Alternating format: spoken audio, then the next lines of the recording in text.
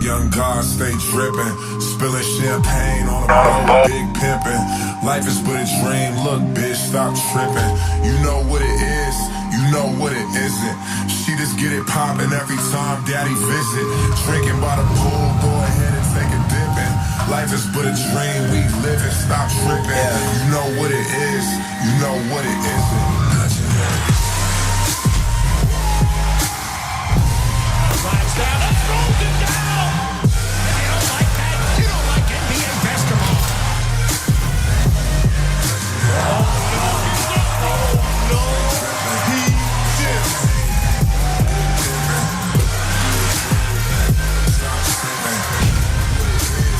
Morris Rose in the Thompson's face. Continue to support us. We're gonna have a hell of a year next year. 18-19 gonna be World, what up? You know what it is, you know what it isn't. She just get it poppin' every time. We've got breaking news. LeBron is a Laker. James, a buzzer beater. You got it.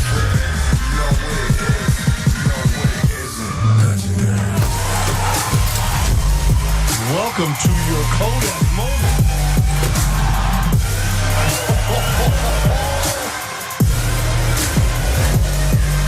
Don't do it like that.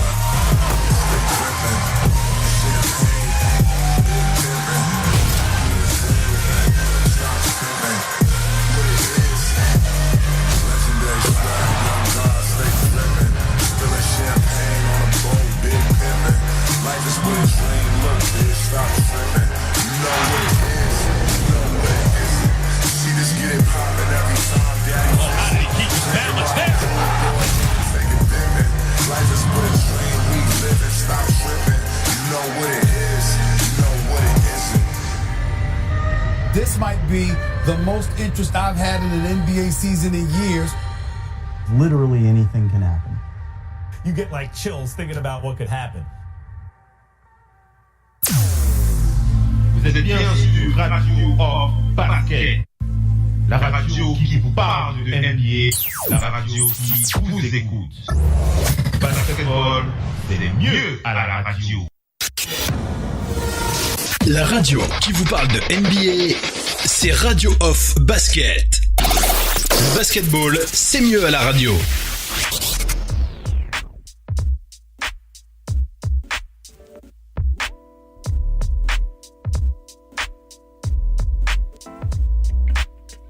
Radio Off Basket, la radio numéro 1 pour tous les fans de basket francophone à travers le monde. Participez en direct avec votre compte Skype. Pour cela, contactez le compte Skype Radio Off en un seul mot. Réagissez sur Twitter avec le hashtag Radio Off Basket. Saisissez votre commentaire sur notre page Facebook. Contactez-nous par mail à l'adresse info@radiooff.net. Envoyez-nous un SMS au numéro de téléphone 0044 740 570 45 65. Une seule adresse internet www.radiooff.net. Vous êtes bien sur Radio Off Basket, la radio qui vous parle de NBA, la radio qui vous écoute.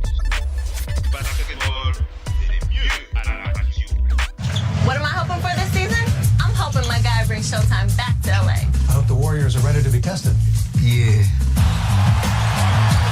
We hope the rest of the country sees a lot more thunder. I respectfully disagree. I'm hoping for some courtside seats this season. What's so funny? What am I hoping for? Something that leaves me speechless.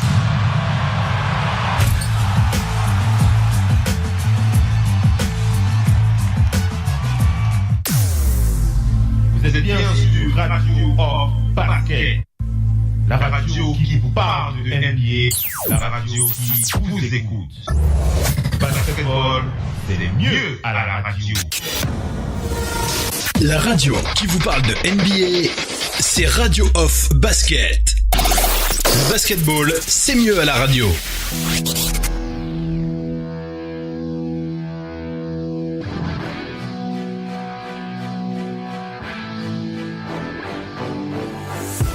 First two shots.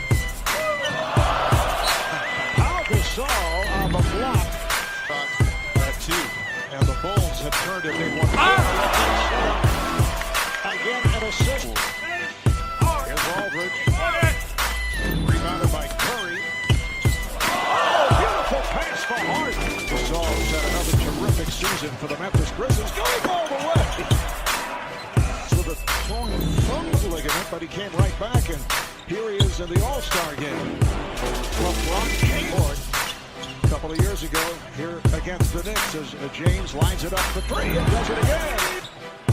Toss it on the hop. Curry wide open for three. Yes. He can knock that. Well, it's another leg to say it. Maybe the best ball handler in the league as you've seen.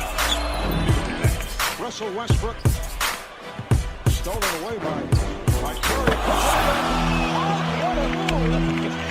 On that pass to Curry.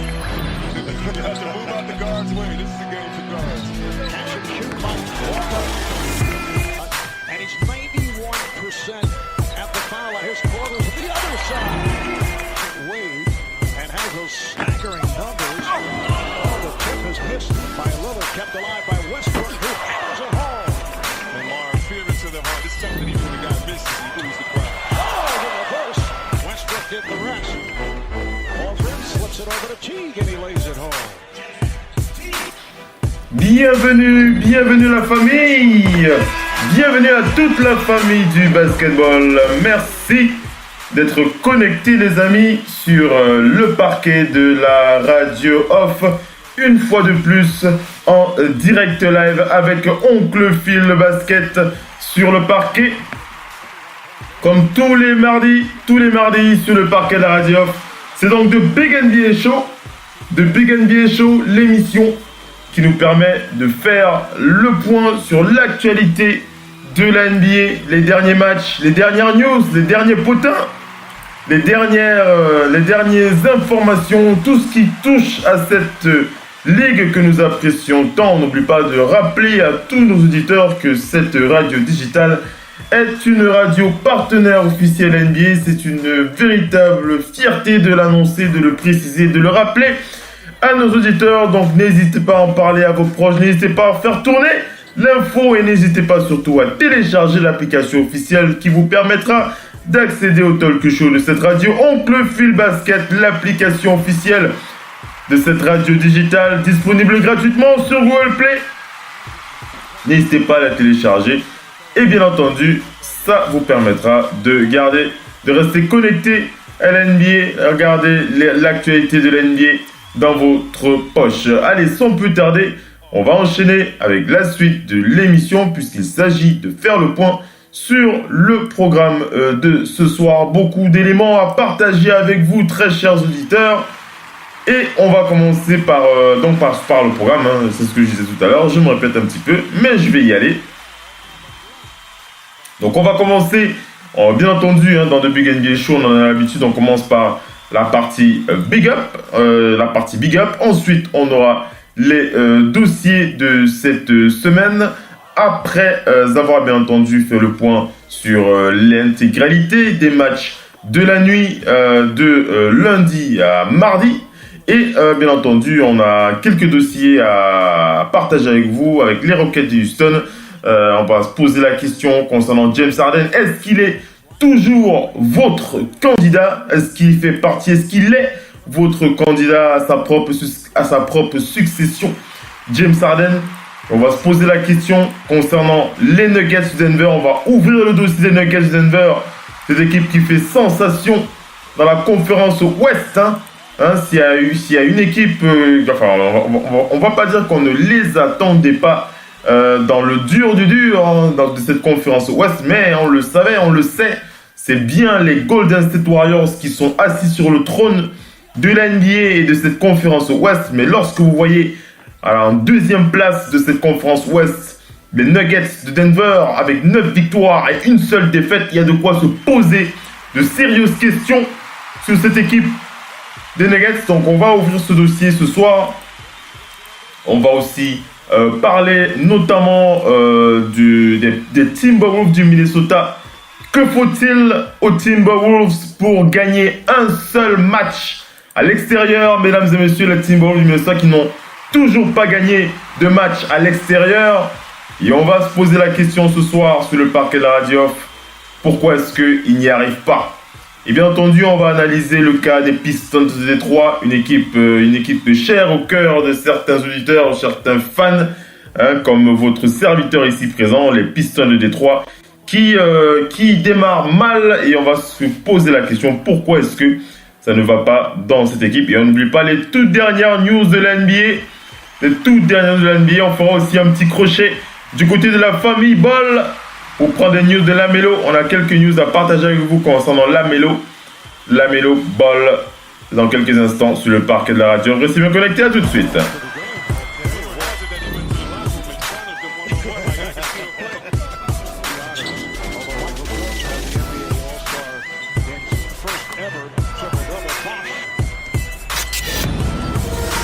La radio qui vous parle de NBA, c'est Radio Off Basket. Le basketball, c'est mieux à la radio.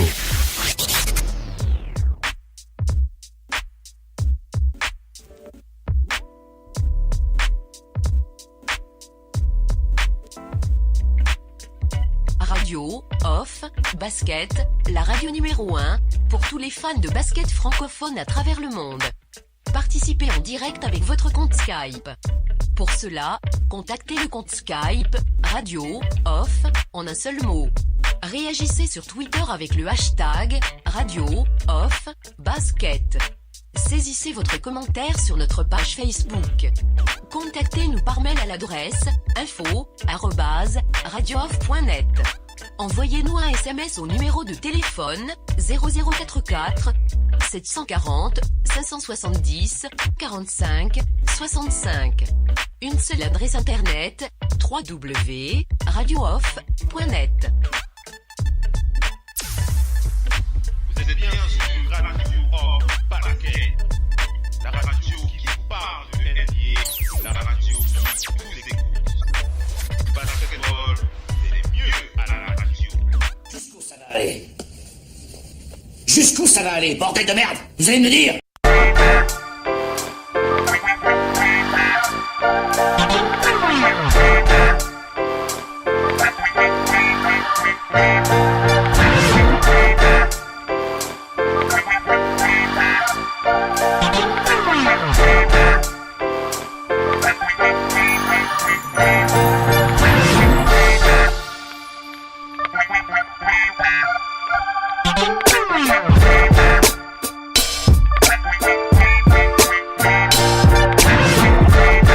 Allez les amis, on enchaîne avec la suite de ce talk show de Big NBA Show en live sur le parquet de la radio.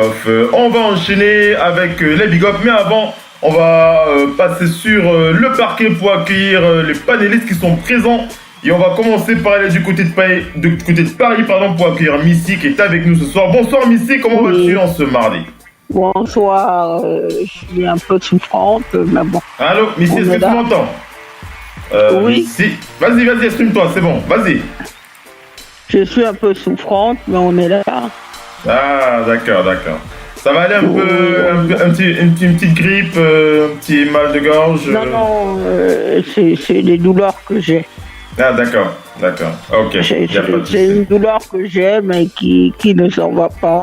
Ah oui. Et voilà, on est là. Ça va aller. Le plus important, c'est que tu sois là. Tu vas passer une bonne soirée, comme tu en as l'habitude sur le parquet de la radio. Est-ce que tu as une pensée avant qu'on enchaîne avec les Big Up? Non, j'ai une pensée pour tous les Américains qui vont faire les files d'attente pour voter. Ah oui, c'est vrai que c'est les votes là en ce moment du côté des États-Unis. C'est ce mardi en fait qu'on vote aux États-Unis. C'est les midterms. L'Amérique paraît aujourd'hui plus que jamais fracturée. Ouais. J'espère qu'il y aura quelque chose qui va essayer de rassembler les gens. Parce que depuis tous ces derniers temps, tous ces gens qu'on entend qui appellent la police sur les Noirs, le racisme est vraiment là et espérons que les gens vont retrouver la raison par moment. Ça ne sert à rien d'appeler la police pour un Noir qui entre dans un immeuble qui puisait dans son domicile. Et chose autre mon autre pensée du jour va à la ville de Marseille. Ouais. La ville de Marseille où il y a eu un effondrement de 2 immeubles. Aïe. Qui a entraîné en partie l'effondrement du 3e. Aïe, on est encore actuellement en train de rechercher les victimes. Les victimes, oui. Il y a déjà 4 morts. Il y a pour l'instant au total 10 personnes disparues. Mais ce qu'il faut dire de ça, c'est qu'en France, il y a beaucoup d'immeubles, notamment dans nos cités, dans nos quartiers, qui sont dans des états de délabrement. De délabrement avancé, oui. Et c'est un problème qui est connu d'ailleurs en France, donc là, le drame survient. On espère toujours que il n'y aura pas de drame, mais au bout d'un moment, quand la vétusté est là, on peut pas toujours espérer que, ne faisant pas les travaux, il n'y ait pas de drame. Les immeubles ont une durée de vie aussi, il faut consolider, faire les travaux. C'est pas facile. L'effondrement de la ville de Marseille est extrêmement paupérisée par endroits. Donc un peu. On va avoir une pensée, une pensée pour eux ce soir du côté toutes ces victimes du côté de Marseille, une grosse pensée pour eux ce soir. Allez, on va enchaîner avec les big up, mesdames et messieurs. On va avoir une pensée en ce début de talk show pour Gordon Hayward qui annonce à tous ses fans de le rejoindre sur sa page Extra Life. Il vous demande de le rejoindre sur sa page Extra Life grâce au lien sur son compte Twitter et ça vous permettra de gagner un ballon signé de sa main. Je rappelle qu'il organise ce concours pour faire gagner des ballons dédicacés de sa main. Pour cela, il suffit de cliquer sur le lien qui vous amène sur sa page Extra Life et de suivre simplement les modalités de participation. On enchaîne, on va du côté de Isaiah Thomas, c'est du côté des Nuggets de Denver. On refera un point sur les Nuggets de Denver, une équipe qui tourne très très très bien en ce début de saison. Pour moi, l'une des meilleures équipes de cette saison. De ce début de saison. Ouais, on va analyser cette équipe. Et donc, Isaiah Thomas alors, il a posé une question qui m'a un petit peu amusé. J'ai vraiment voulu la partager avec vous parce que j'ai trouvé ça assez touchant et aussi étonnant, puisque il demande, il dit, où est-ce que l'on peut trouver les vêtements dédiés aux joueurs de l'NBA qui leur servent pendant les échauffements. Vous savez, l'équipement que portent les joueurs pendant l'échauffement avant de débuter un match. Alors, il demande les catégories enfants de ces les catégories enfants de ces équipements pour ces enfants. D'ailleurs, il n'en trouve pas. Et il se pose la question, est-ce que quelqu'un saurait où trouver ces vêtements dédiés aux échauffements pour les joueurs professionnels NBA. Il ne trouve pas de catégorie enfant. Alors moi, je n'ai pas l'info, mais si vous avez l'info, Isaiah Thomas, du côté de Denver, il est très très intéressé, n'hésitez pas. Vous pouvez lui faire signe sur son compte Twitter pour lui envoyer une réponse. Et on va terminer cette soirée Big Up avec Nick Young. Nick Young, alors pourquoi est-ce qu'on pense à Nick Young ce mardi? Alors Nick Young qui est toujours agent libre, on rappelle, il est toujours agent libre, il n'a toujours pas trouvé d'équipe pour démarrer la saison, Nick Young. Mais on parle de lui ce soir tout simplement parce qu'il a rendu un hommage très touchant à l'attention de son fils qui a perdu une dent aujourd'hui. Il a dit, il rend hommage à son fils qui a perdu une dent et il espère que la fée des dents pourront leur apporter quelque chose de sympa. Il a publié une vidéo sur son compte Instagram avec son fils qui montrait sa dent perdue aujourd'hui. J'ai trouvé ça assez touchant. Voilà, un beau big up comme ça pour Nick Young, qui n'a toujours pas d'équipe. Nick Young qui n'a toujours pas trouvé d'équipe. Mais il devrait pouvoir trouver une équipe, normalement, Nick Young. Oui, il devrait. Il devrait pouvoir puis il est en train de faire de l'appel du pied aux Lakers. Donc bon. Ouais. Lakers, équipe pour laquelle il a déjà joué par le passé. Ce sera un bon renfort pour les LeBron James et ses coéquipiers d'ailleurs. Allez, on enchaîne un peu. Bien sûr. Et puis, il a joué avec Javali Magui au Warriors, ça. Ouais, effectivement. Allez, on enchaîne. On va passer donc au résumé. On revient sur les matchs de la nuit. C'est dans quelques instants. Restez bien connectés, à tout de suite.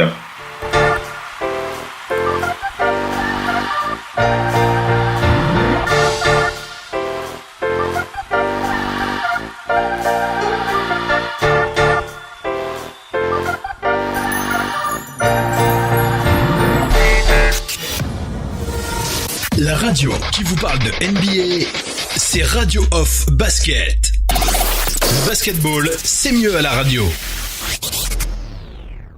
Hey, gros débile! Ouais, toi, la tête de veau. C'est bien à toi que je cause. Je suis pas ton faire ennemi. mieux que ça. J'espère que tu quitteras ton équipe pour venir avec nous. Et qui tu es? Je vais être ton adversaire. Dans 2 jours, on sera adversaire. Pour un match de championnat.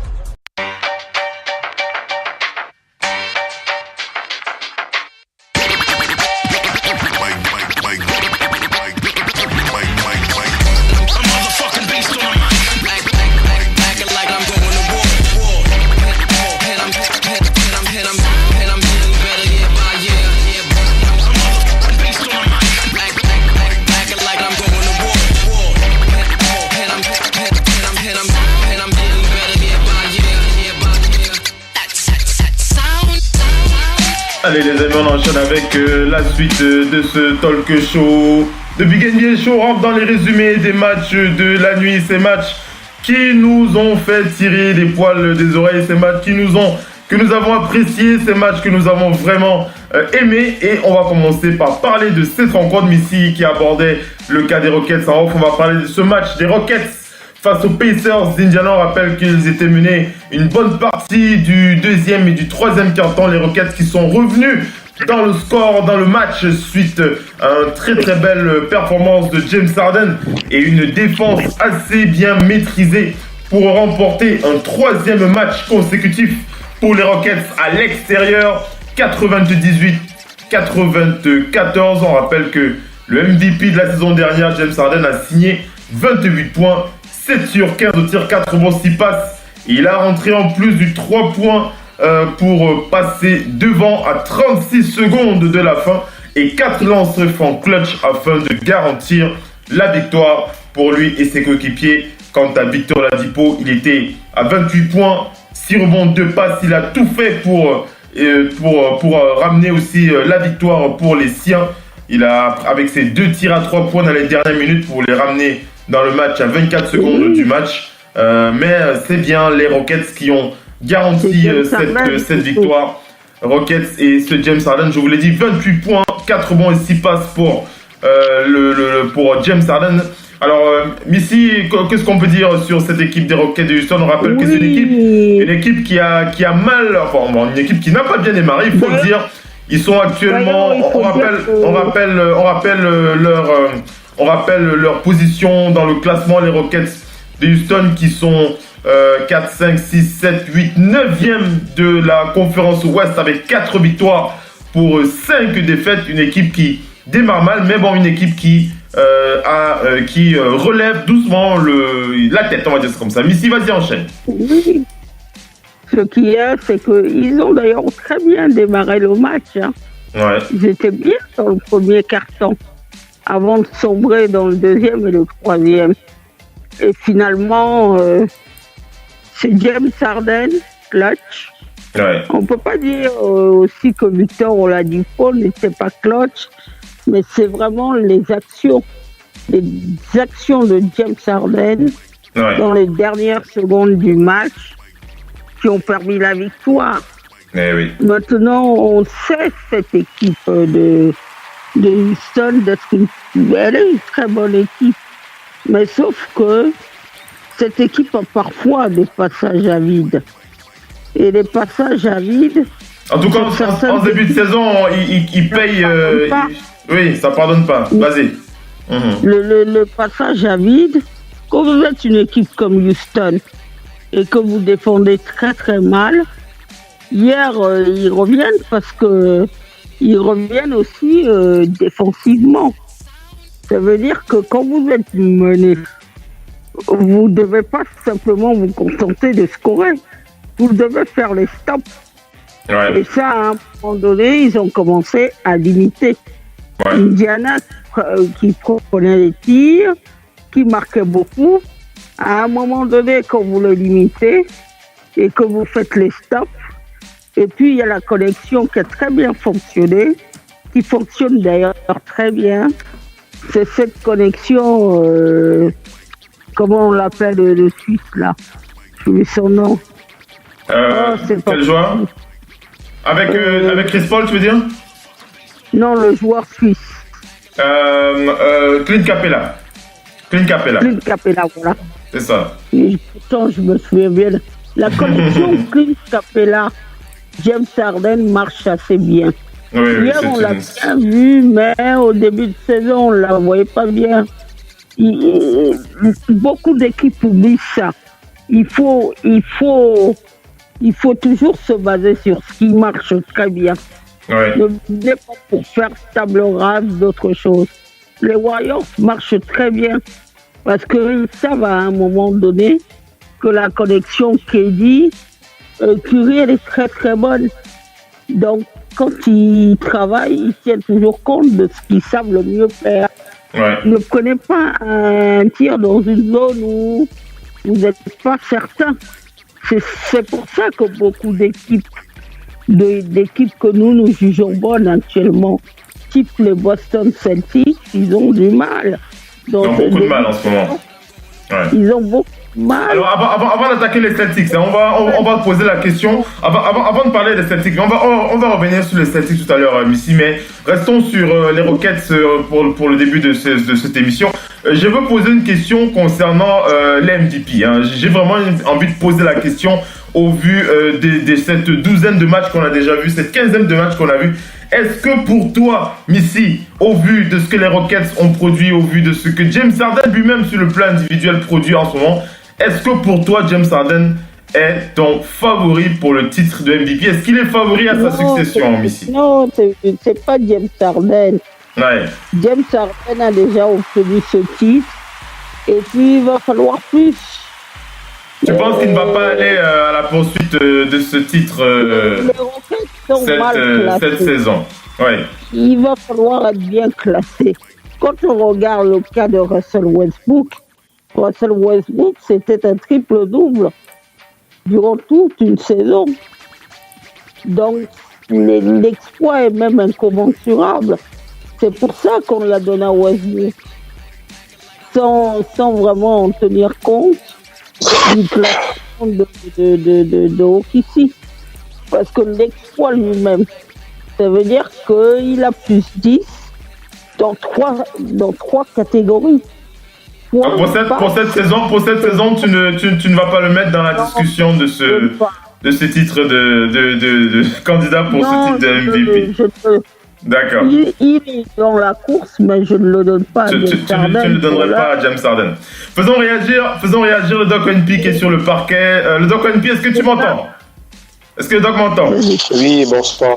Bonsoir, le Doc ONP, bienvenue sur le parquet de la radio. Comment va la forme en ce mardi?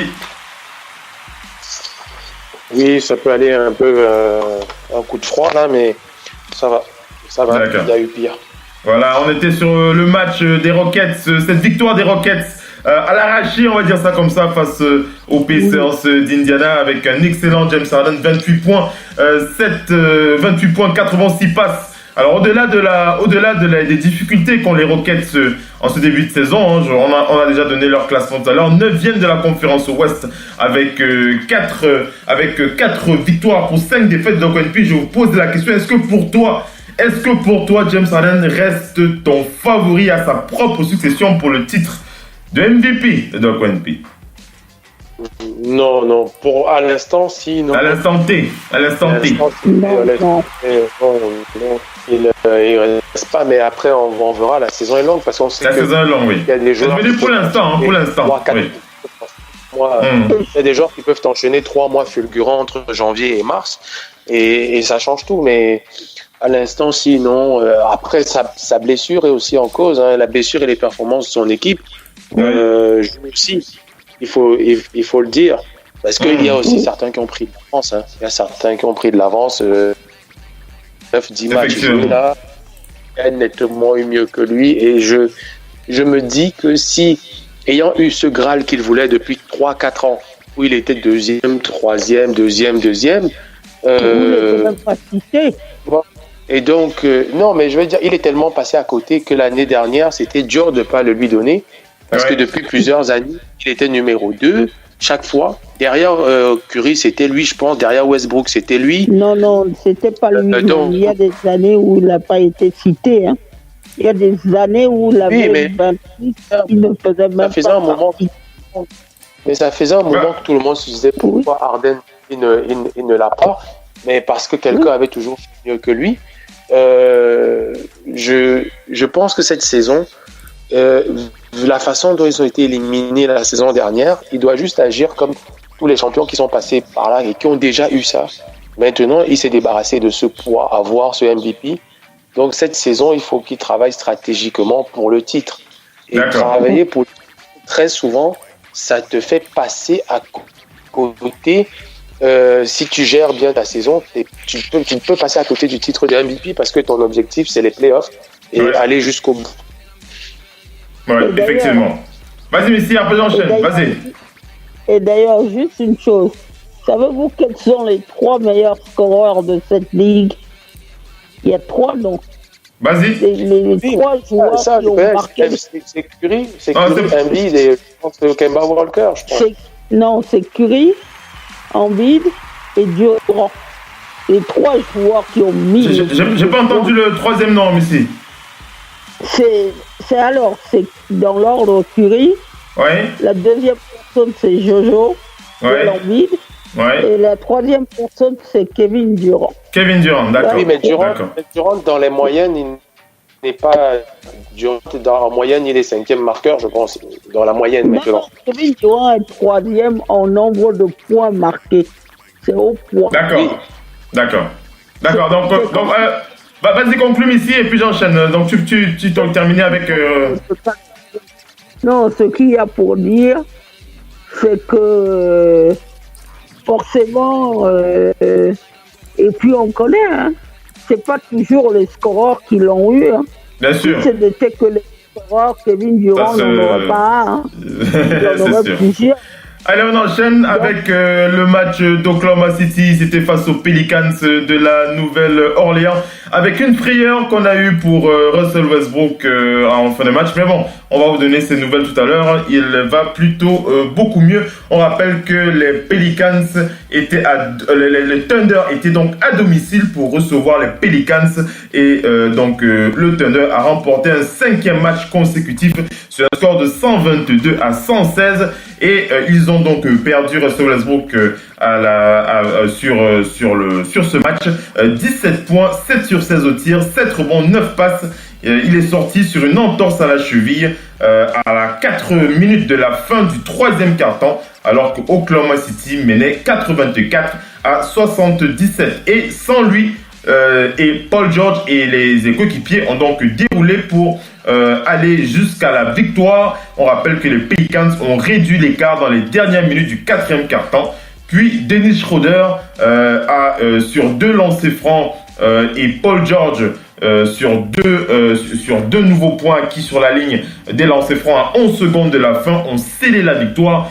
On termine pour préciser que Dennis Schroeder, en sortie du banc, il était à 22 points, 9 sur 16 au tir en 23 minutes de temps de jeu. Quant à Paul George, il était à 23 points, 6 rebonds, 8 passes et 4 interceptions pour le coéquipier de Russell Westbrook. Donc voilà pour le Thunder d'Oklahoma. On rappelle que cette équipe du Thunder est actuellement à... Alors je rappelle leur... Ils sont à 5 victoires pour 4 défaites. Ils sont à la 7e place de cette conférence Ouest. Vas-y, Missy, qu'est-ce que tu veux dire? Vas-y. Ils avaient très mal démarré. Là, ils sont bien. Pourquoi? Parce que on est en train de voir que Dennis Schroeder, c'est une bonne pioche. Oui, c'est une bonne pioche. Dennis Schroeder, il fait mieux. C'est une bonne pioche parce que quelqu'un en sortie de banc, il peut vous ramener 20 points. Mais c'est beaucoup. Ah oui. Sortie de banc. Il y a parfois des matchs où on voit le banc de telle équipe a scoré seulement 20 points. Si vous avez un joueur, en plus qui puisait la doublure, il va être une doublure de Westbrook, quelqu'un qui peut vous rapporter 20 points en sortie de banc, ben ces profils-là, ils ne sont pas nombreux. Oui. C'est là où ils sont gagnants. En même temps, maintenant, ils commencent un petit peu à mieux jouer, et puis le collectif tourne bien. Ça fait plaisir à voir en tout cas. Qu'ils ont eu sur Westbrook, et puis l'autre problème qui se pose, c'est les Pelicans. Il y a un problème, parce qu'ils sont tributaires de Eddie. Un bon ou un moins bon Anthony Davis, c'est pas la même chose. C'est extrêmement différent. Quand vous avez un bon Anthony Davis, vous avez des chances de gagner. Mais là, en ce moment, il n'est pas au top de sa forme. Il doit peut-être y avoir une blessure, quelque chose. Mais c'est pas le Anthony Davis qu'on voit. On dit juste que il faut espérer que les blessures vont le laisser tranquille. Parce que depuis le début de saison et depuis le début de sa carrière, les blessures, elles ont toujours été là. Faisons la passe de Doc puis Dennis Schroeder qui, comme le dit Missy, Dennis Schroeder qui montre vraiment que le Thunder a vraiment eu raison de miser sur lui. C'est pas tous les jours qu'on a un remplaçant qui vous sort une vingtaine de points en 23 minutes, le Doc.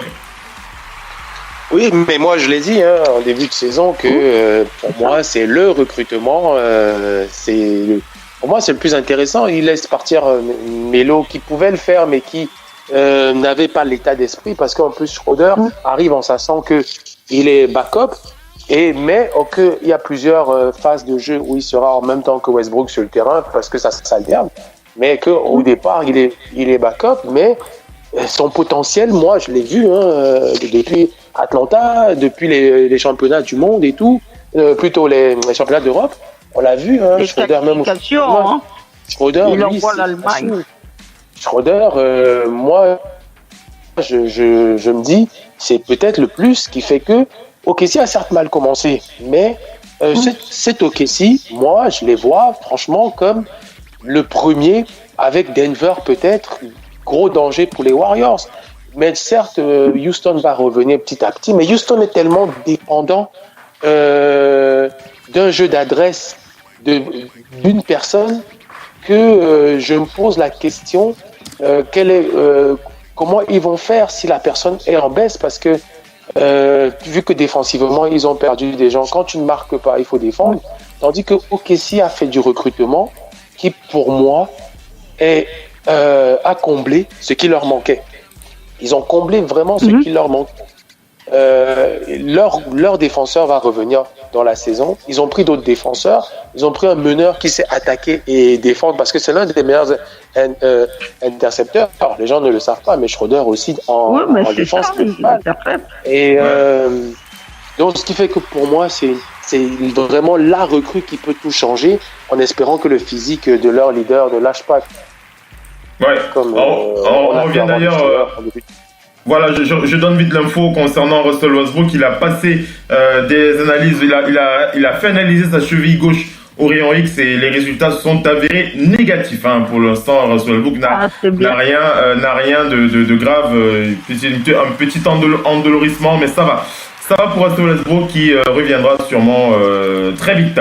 Il va enchaîner quelques matchs. Ouais, pour être sûr que ça va, on va sûrement le mettre en observation peut-être quelques heures. On va aller du côté de ce match, Missy, et ça va nous permettre d'ouvrir le dossier des Nuggets de Denver. Cette défaite des Celtics de Boston face à une équipe des Nuggets de Denver encore beaucoup plus dure à ces autres poulets qui sont beaucoup plus durs à ronger que celle de l'année dernière. En tout cas, on a vu le talk show. Les Nuggets de Denver sont invaincus à domicile, mesdames et messieurs. Invaincus à domicile, les Nuggets de Denver. Écoutez-moi ça, 6 victoires pour 0 défaite à domicile. les Nuggets recevaient les Celtics. Ils ont remporté une 9e victoire en 10 matchs, 115-107 avec un Jamal Murray en mode record de carrière. 48 points pour Jamal Murray, donc 19 points dans le dernier quart-temps, hein, le plus chaud, 19 points, 6 rebonds et 4 passes. On rappelle qu'il n'a que 21 ans, hein, Jamal Murray, 23 points en première mi-temps. Il a permis aux Nuggets de remonter un retard de 15 points dans le premier quart-temps de remonter par les Nuggets de Denver. On rappelle que sur la fin, il a même tenté d'atteindre la barre des 50 points dans les dernières secondes avec un reverse, puis un 3 points raté au buzzer. Mais l'essentiel était ailleurs pour les Nuggets de Denver qui reste une équipe irrésistible. En tout cas, à domicile, 6 victoires pour 0 défaite. Les Celtics étaient avertis avant d'arriver sur le parquet. Et bien entendu, ils repartent avec la défaite. On va écouter Missy et on va ouvrir le dossier des Nuggets. Pourquoi est-ce que les Nuggets sont si forts en ce début de saison? On écoute d'abord Missy et puis on enchaîne avec mes réflexions et on va écouter le Doc One. Puis Missy, les Celtics de Boston, on revient sur les Celtics. Hein. Je donne vite rapidement le standing des Celtics de Boston qui sont à 6 victoires pour 4 défaites. Ils sont 4e de la conférence Est. Vas-y Missy. C'est pas un match que doivent faire. C'est pas un match que doivent perdre les Celtics. Ouais. Pas parce qu'ils ne doivent pas perdre. C'est la manière dont le match a été perdu. Ouais. Ils ont pris presque 50 points sur la tête par Jamal Murray. Et là, à un moment donné, on glorifie la défense des Celtics comme étant l'une des meilleures. Parce que c'est l'une des équipes qui encaisse le moins de points. Mais à un moment donné, il y a eu un déluge de tirs vers la fin et les Celtics sont complètement disparus du combat. Ouais. Quand vous disparaissez du combat, il faut être là. Quand quelqu'un vient, il faut être dissuasif. Moi, je dis toujours aux gens, le basket, c'est d'abord la dissuasion. Ouais. Si à un moment donné, vous cessez de pratiquer la dissuasion, ben vous vous retrouvez comme vous vous êtes retrouvé là, ouais. Où Jamal Murray, les Nuggets prenaient les tirs dans n'importe quelle partie du terrain, ça tombait dedans. Au bout d'un moment, ils ont accéléré le jeu sans que les Celtics ne regardent et ne suivent réellement le jeu. Quand on voit Kyrie Irving à la fin de ce match-là, on se dit il y a quelque chose qui n'a pas été. C'est un meneur, il est là pour organiser le jeu. Et quand votre meneur lui-même, il n'est pas au beau fixe, ben, c'est ça. Il faut dire. Vas-y. Il faut dire que cette équipe des Nuggets, c'est pour l'heure la seule équipe que la seule défaite qu'a les Warriors, c'est sur eux. Ouais. Parce qu'au bout d'un moment, quand ils vous étouffent, ils se contentent pas de vous empêcher de scorer ou ils vous font déjouer. Ils vous font prendre les mauvais tirs, ils vous dissuadent. Quand quelqu'un vous dissuade, mais il faut appliquer. C'est pas question que vous ne pouvez pas scorer, c'est qu'il vous empêche de scorer. D'ailleurs, le match perdu par les Warriors, quand on regarde, ils ont la balle pour égaliser, mais à aucun moment ils ne parviennent à mettre le tir dedans parce que les Nuggets procèdent de la dissuasion. Cette équipe-là, elle est un peu comme les Warriors, elle est beaucoup plus collective. C'est les deux équipes avec les Warriors qui, pour moi, aujourd'hui, tournent le mieux le ballon. Voilà. Les autres équipes, elles oublient que c'est un sport collectif. Alors, tu as dit, il y a un mot que je retiens particulièrement de ton expression, de ton jeu. De ton jeu sur le parquet, c'est ça, tout de suite là. C'est le mot dissuasion, hein, c'est le mot dissuasion ici parce que c'est vraiment le mot à mettre sur le profil de cette équipe des Nuggets de Denver. Pourquoi est-ce que cette équipe est si forte en ce début de saison? Je l'ai dit, 6 victoires pour seulement 0 défaite, 9 victoires au total pour une défaite, 9 victoires pour une défaite, mesdames et messieurs. Deuxième de la conférence Ouest derrière les Warriors de Golden State qui sont à 10 victoires pour une défaite. La seule équipe à regarder les Warriors les yeux dans les yeux, il faut le dire.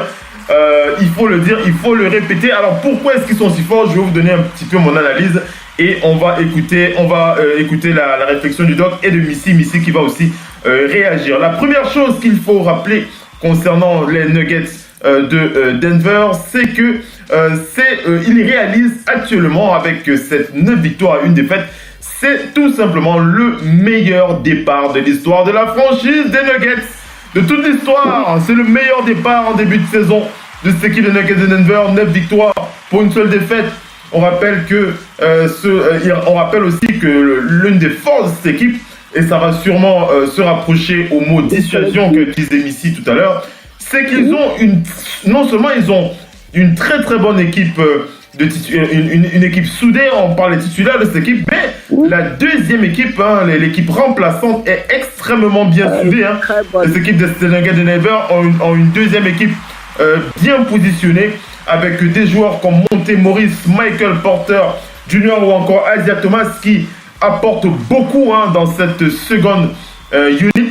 On rappelle que l'équipe n'a pas été trop modifiée. Le Doc Onpi qui en avait déjà d'ailleurs pas là, on va l'écouter tout à l'heure. L'équipe de Nuggets de Denver qui n'a pas été trop modifiée, mais c'est une équipe qui surtout compte sur sa grosse défense. Une grosse défense, c'est pour ça que je rejoins le mot dissuasion de Missy ici présente. C'est la défense qui est le maître mot du head coach des Nuggets de Denver.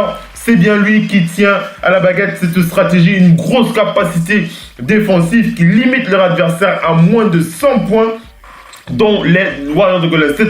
Les Warriors de Golden State qui n'ont pas atteint les 100 points face aux Nuggets de Denver. Ce n'est absolument pas négligeable. Donc ils ont un engagement en matière de défense incroyable. D'ailleurs, le head coach qui a déclaré, le head coach de cette équipe des Nuggets qui a déclaré, lorsque vous ratez les playoffs 2 années de suite et que votre défense se situe dans les 5 dernières places de la NBA et que votre attaque se situe par contre dans les 5 premières places, ça veut dire qu'il faut changer quelque chose.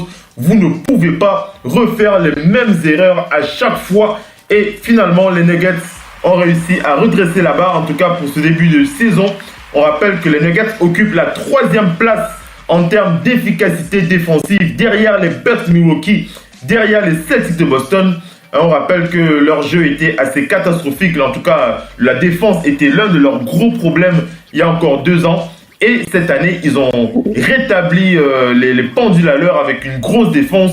Et on va rappeler aussi le gros apport de Gary Harris et de Jamal Murray, puisque ce duo prolifique tourne en 15 points de moyenne. Au moins, les 2 joueurs dépassent les 15 points en moyenne. Et lorsque vous avez 2 joueurs qui tournent comme ça assez bien, c'est plutôt une bonne chose. Jamal Murray qui tourne à 18,8 points par match, quant à Gary Harris qui tourne à 18,8 points par match, quant à Jamal Murray, il est à 15,3 points par match. Jamal Murray qui a déclaré « Nous jouons chacun de nos matchs comme si c'était le dernier ».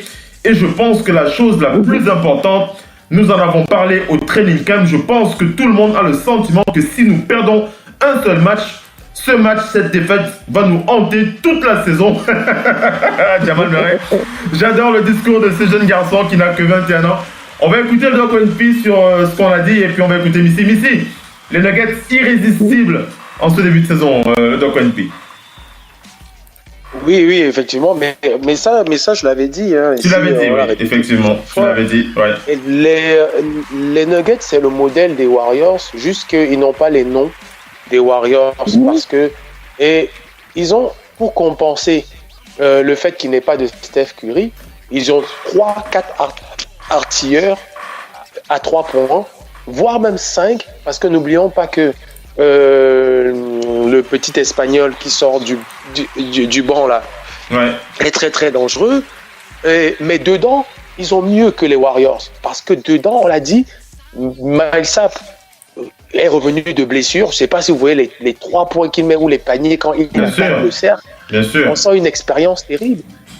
Ils ont l'un des 5 meilleurs pivots de la ligue, Jokic, qui est là. Et il y a Plumlee. Quand il entre sur le terrain, le niveau ne baisse pas. Plumlee, c'est le genre de guerrier que toute équipe aimerait avoir. Donc, ils ont tout ce qu'il faut parce que personne n'a vu Gary Harris et Jamal Murray venir. Personne n'a vu comment ils venaient. Mais à part ça, à part eux, il y a tellement d'armes offensives. Il y a tellement d'armes offensives qu'ils ont. Ouais. Franchement, quand je les vois jouer, je dis c'est vraiment le modèle. Je sais pas combien de 3 points ils ont mis hier. J'aimerais savoir combien de 3 points ils ont mis hier. C'est le modèle Warriors. Je vais regarder. Vas-y, continue. Ce qui fait peur, c'est que Michael Porter Jr. n'est pas encore entré dans la danse. Ouais. Isaiah Thomas n'est pas encore entré dans la danse non plus. Donc, vous avez vu hier le Monte Morris qui tire à 3 points comme disputé, il sort du banc. Voilà l'Espagnol Juan Hernan Gomez. Pareil, ils ont vraiment des armes. Et certains étaient inconnus, mais tu sens que quand ils ont recruté, ils n'étaient pas fous. Ils ont vraiment tout ce qu'il faut. Moi, et c'est ce que je disais en début de saison, qu'il va falloir faire une place dans les 8 là. Les 8 de l'année dernière, il y a un qui va sauter parce que Denver ne va plus se trouver. Cette année-ci, Denver va plus se trouver. Quelqu'un va laisser une place. Et comme les Lakers aussi cognent à la porte. Je te donne l'info rapidement. Hein. Je te donne l'info, le doc. 13 tentatives sur 34 à 3 points contre 9 tirs à 3 points. Contre 9 tirs sur 31 pour les Celtics de Boston. Donc 13 pour les Nuggets, 9 pour les Celtics sur ce match. Vas-y, enchaîne. Ça veut dire qu'une équipe, ça montre bien qu'une équipe qui se base sur son joueur intérieur, sur ses 2 stars intérieurs, est capable de 38%. Mettre encore autant, de mettre autant de tirs à 3 points. Le danger vient de partout maintenant, que ce soit à l'intérieur, parce que comme j'ai dit, vous avez vu le secteur intérieur, mais maintenant, personne n'avait... et quand à l'aile, parce qu'ils ont pris un jeune, que les gens ne savent pas encore, mais Michael Porter Jr. à l'aile, comment sa dextérité, si sa santé le laisse jouer cette année, franchement, je suis inquiet pour tous les autres parce que en play-off à l'Ouest, Denver va faire sauter une personne. Les Lakers cognent aussi pour faire sauter une autre personne. Mais qui? Parce que tous ceux qui étaient là l'année dernière sont des cadors. Donc, qui va sauter? La bagarre va être... Je comprends pourquoi les Warriors aussi, particulièrement, cette année ne veulent pas rigoler dès le début. Parce que tous ceux qui vont rigoler, à partir de janvier-février, à la dernière ligne droite, comme Gary Harris ou Jamal Murray disaient, les gens auront l'impression que les matchs perdus bêtement vont les hanter. Parce qu'à la fin de la saison, ça va se jouer à un match ou à un demi-match. Là, il y en a qui vont pleurer. Et Denver est vraiment armé cette année pour ne plus faire l'erreur de l'année dernière. Parce que je sens que ça les hante. Effectivement. Vas-y, Missy. Oui. Ce qu'il y a, c'est que cette équipe montre vraiment que le basket est exporté. Il y a beaucoup d'équipes qui l'oublient, ça. Certaines équipes, elles ne sont pas partageurs du ballon. Eux, ils font tourner le ballon. Quand vous faites circuler le ballon, et en plus, défensivement, ils sont bons. Pourquoi? Comme on l'a dit, ils utilisent la dissuasion et non la faute. Parce que beaucoup d'équipes actuellement perdent des matchs parce que il est inadmissible qu'une équipe à 8 minutes, 7 minutes de la fin soit déjà à 4 fautes. Quand vous êtes à 4 fautes, ça veut dire que vous ne pouvez pas y aller. Regardez le match de Philadelphia, perdu par Philadelphia face au Brooklyn Nets. Joel Embiid, mais était embêté par les fautes. Tout le monde, quand vous êtes embêté par les fautes, votre jeu se limite ou s'arrête. Eux, non. Ils font tourner leur effectif. Ils font les bons choix au bon moment. Sur un terrain, il est hors de question que vous fassiez les mauvais choix. Les mauvais choix, il faut le plus possible impliquer vos coéquipiers. Et dans cette équipe, ils n'ont pas de problème. Chaque personne qui doit être sur le terrain doit être productif. Voilà. Allez, on enchaîne. Doit être productif. Enchaînons avec la suite des autres matchs. On va passer à la rencontre qui a opposé qui a opposé les Raptors. Voilà, les Raptors c'était face au Jazz. Les Raptors de Toronto sans Kawhi Leonard face au Jazz d'Utah qui jouait sans Donovan Mitchell. Ce match qui s'est soldé par la victoire des Raptors 124-111 sur le parquet d'Utah avec un Kyle Lowry à 17 points, 11 passes. Je pense bien que c'est Kyle Lowry qui est le meilleur passeur de la NBA en ce moment, hein, sauf si je me trompe, vous me direz si je me trompe. Je crois bien que c'est bien lui, hein, Kyle Lowry, le meilleur passeur actuellement. On rappelle que avec un bon trio, Kyle Lowry, Serge Ibaka, OG Anunoby et Fred VanVleet.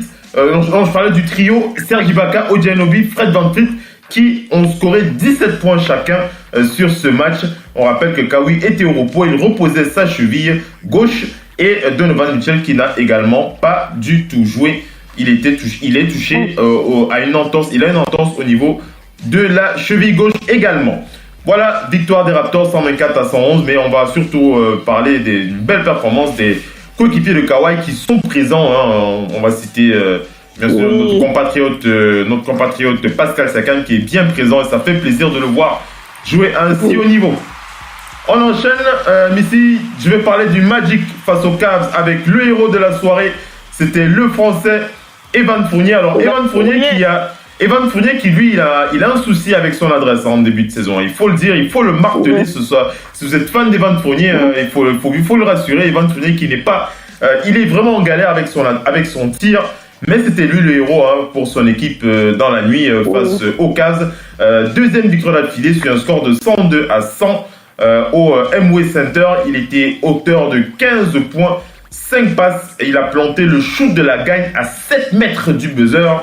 Et quelques instants après avoir intercepté le ballon décisif aux Cavs et qui menait d'1 point. Donc on envoie un gros big up au Français Evan Fournier ce soir. Evan Fournier qui le mérite bien.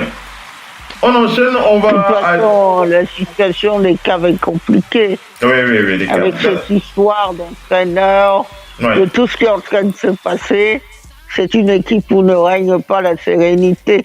Ouais. Donc les résultats, faut pas les attendre pour tout de suite. Ouais.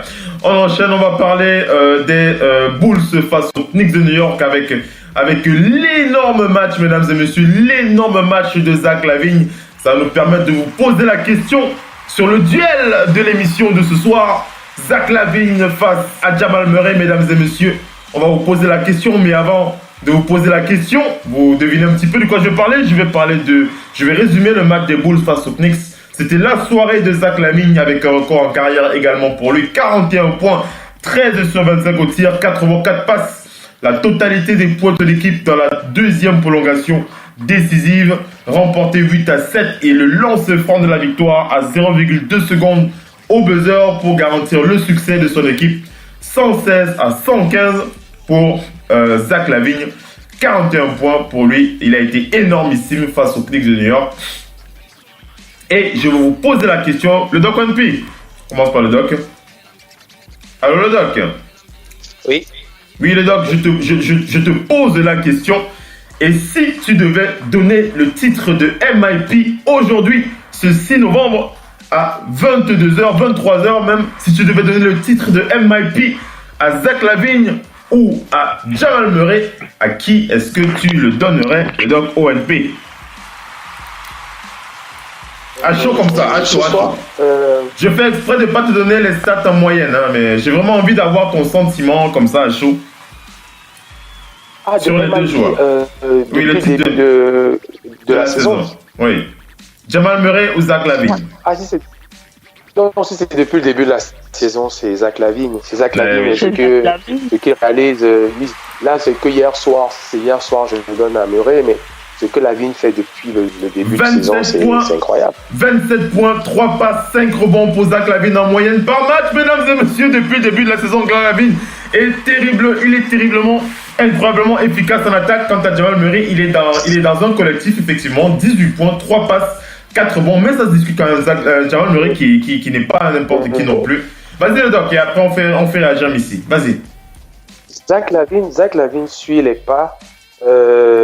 Après dans des équipes plus faibles et avec la blessure qu'il a gêné, les 2 blessures, mais il suit les pas un peu d'un autre dunker avant lui qui est Vince Carter. Zach LaVine a commencé à... Il est venu, on se dit c'est que un dunker, mais on oublie que dans le jeu, il a extrêmement travaillé son tir et que même avant de partir de son ancienne équipe de Minnesota, il commençait déjà à être très efficace au tir. Oui. Très, très efficace au tir. Et c'est la blessure en arrivant à Chicago. Mais voilà un mec qui suit les traces un peu de Vince Carter dans le jeu. C'est-à-dire que au début, il a ramené son jump et après, il a travaillé son tir, ce qui fait que la combinaison des deux le rend très difficile à défendre. Parce qu'un mec qui est aussi rapide et aussi véloce, c'est-à-dire qu'en jump shoot, il est quasiment incontrôlable, il est incontrable. Et dès qu'il pénètre, dès qu'il décolle dans les airs, il défie tout le monde là-haut, tu vois. Il défie tout le monde là-haut, il n'y a pas de problème à les provoquer. Donc, moi, je trouve ça très, très appréciable. Le genre de mec qu'on aurait pu parquer dans un coin comme dunker, point. Mais là, il a travaillé et les blessures d'où il sort, il faut vraiment en vouloir pour non seulement revenir dans le jump, mais plus que ça dans un jeu complet. Ouais, effectivement. Missy, le duel de la soirée, Zach LaVine face à Jamal Murray. À qui tu donnes le MIP? C'est au feeling comme ça rapidement. Clairement, comme a dit Simon. Ouais. Clairement, comme a dit Simon, c'est Zach LaVine. Ouais. Il a des statistiques absolument fantastiques. Il est hallucinant. Vous compte, on parle comme ça. Derrick Rose, l'année où il est MVP, il tourne à combien, Derrick Rose? Il tourne pas plus haut, il tourne à 22, 22 points. Et quand vous voyez les scores de Zach LaVine, vous vous dites que c'est quand même quelqu'un qui tourne à 27 points et qui n'a pas cette chance d'avoir le collectif que peuvent avoir les Denver ou même les Warriors. C'est quelqu'un qui est pour l'heure obligé d'être un soliste. Mais ce qui est bien, c'est que finalement, il a profité de ce temps long où il a été absent pour revoir son tir, revoir un peu aussi son jeu. Oui, revoir son jeu. C'est pour moi l'un des deux joueurs sur lesquels on a vu ça. En Bible, la blessure lui a permis d'être bien meilleur, de pouvoir avoir un tir. Quand vous êtes blessé, éloigné des terrains, mais vous bossez pour revenir. Les blessures vous font malheureusement bosser beaucoup plus. Sur beaucoup de joueurs, vous ne revenez pas. Sur d'autres, vous revenez. Lui, il est relativement jeune. Quand vous êtes relativement jeune, l'organisme peut supporter mieux les efforts. Donc c'est pour ça qu'on dit une blessure chez un jeune joueur, ça n'a pas la même importance que quand vous êtes Kobe Bryant. On enchaîne, on va parler des Timberwolves, mesdames et messieurs, on va enchaîner avec les Timberwolves du Minnesota. C'était face les Timberwolves, c'était face aux Clippers de Los Angeles.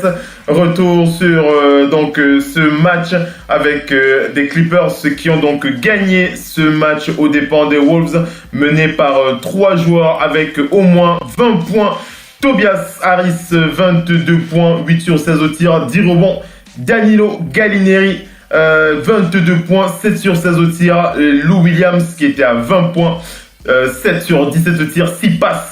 Jim Butler en face, c'était 16 de ses 20 points dans le 4e quart-temps. Derrick Rose a planté 21 points.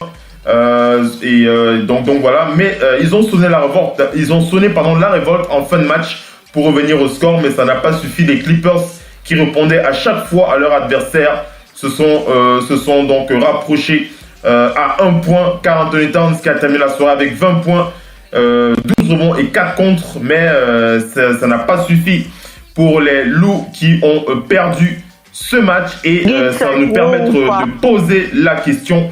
On va se poser la question, mesdames et messieurs, concernant les Timberwolves du Minnesota parce qu'il y a une stat un petit peu fâcheuse. On va faire réagir Missy d'abord et le Doc Onpi Les Timberwolves du Minnesota qui n'ont toujours pas gagné un seul match à l'extérieur, mesdames et messieurs. The Timberwolves Comedy Club. Les Timberwolves du Minnesota qui n'ont toujours pas gagné un seul match à l'extérieur. Ils sont à 4 victoires pour 7 défaites, mesdames et messieurs. On va analyser un petit peu le problème de cette équipe. On va d'abord écouter Missy. Je vais donner mon analyse et on va écouter le Doc puis Missy. Les Timberwolves, 4 victoires, 7 défaites, 0 victoire à l'extérieur. Tu vas te répéter ce soir, mais c'est nécessaire, Missy. Ouais. Le problème, c'est que est-ce que cette équipe peut réellement voyager? Ouais. Non. Elle ne peut pas voyager. Le problème Jimmy Butler est toujours là. Il faut solder les comptes. Tant qu'on ne solde pas les comptes, ne règle pas cette affaire. Parce que c'est une affaire en suspens qui pollue le quotidien, forcément. Ça pollue, forcément. Comment voulez-vous jouer, vous concentrer avec un joueur qui dit « moi, je veux partir », même s'il se donne, même s'il va jouer, mais il faut qu'on le libère. Ouais. Ils sont là. Le forcing qui est fait là aujourd'hui est en train de faire voler tout en éclats. Le problème, c'est maintenant comment vous créez de l'alchimie dans un groupe qui ne s'apprécie pas. Les deux meilleures équipes actuelles, c'est les Warriors et les Nuggets. C'est comment? C'est les collectifs où il y a l'alchimie. C'est les collectifs où quelqu'un dit « I have your back ». C'est le collectif où quelqu'un dit « tu peux aller devant, moi je suis là derrière, je vais assurer, je suis pas à la gauche, je vais assurer à droite. Tu peux rester au milieu, si jamais tu as le moindre souci, je viendrai. » Mais quand vous êtes dans une équipe qui n'est pas capable de se dire ça, ils vont toujours courir après le score. Et puis, comme on l'a dit tout à l'heure, quand vous courez après le score, c'est pas ça. C'est que les Warriors, quand ils veulent revenir sur vous, ils vont scorer et ils vont faire les stops. Quand vous n'êtes pas en capacité de faire les stops tout le temps, je dis aux gens, quelqu'un qui a 3 points d'avance sur vous, il aura toujours 3 points d'avance sur vous tant qu'il continue de scorer. C'est ça qu'il faut à beaucoup d'équipes. Dire, bon ben là, on va faire les actions défensives qui vont faire que, on a parlé de ça tout à l'heure par rapport aux Rockets, ils ont été dominés largement par Indiana, mais à un moment donné, ils se sont dit, ce match-là, il ne va pas nous échapper parce qu'on va faire les actions décisives qui vont faire qu'on va gagner. Eux, ils ne sont pas en mesure de faire les actions décisives parce qu'il faut se parler pour se dire, problème dans telle équipe, on se dit, toi, tu vas faire ça, toi, tu vas être là, il manque l'alchimie. Ouais. Et ça, elle ne va pas se trouver aujourd'hui ni demain. En tout cas, voilà. ça va être compliqué. Je vais vous donner encore d'autres éléments pour garnir le pain de Missy ce soir, Timberwolves du Minnesota. Alors, on va commencer par Jimmy Butler. Alors, Jimmy Butler, comme l'a dit Missy, c'est vraiment un problème, mais c'est surtout un problème pour Missy qui a donné, qui rejoint l'avis d'une grosse majorité des fans des Timberwolves du Minnesota. Pourquoi est-ce que les Timberwolves du Minnesota n'arrivent pas à gagner à l'extérieur? Le doc, tu m'entends? Le doc qui va réagir après moi. Hein. Le doc? Oui. Donc, alors, selon les sources, beaucoup de fans, plus de 95% des fans des Timberwolves disent qu'ils ne vont plus payer pour venir voir un joueur qui se moque d'eux. Hein, c'est clair et net. Hein. Ils ne vont plus payer pour venir voir un joueur qui se moque d'eux en décidant au dernier moment s'il va jouer ou s'il ne va pas jouer. C'est mauvais, hein, c'est mauvais.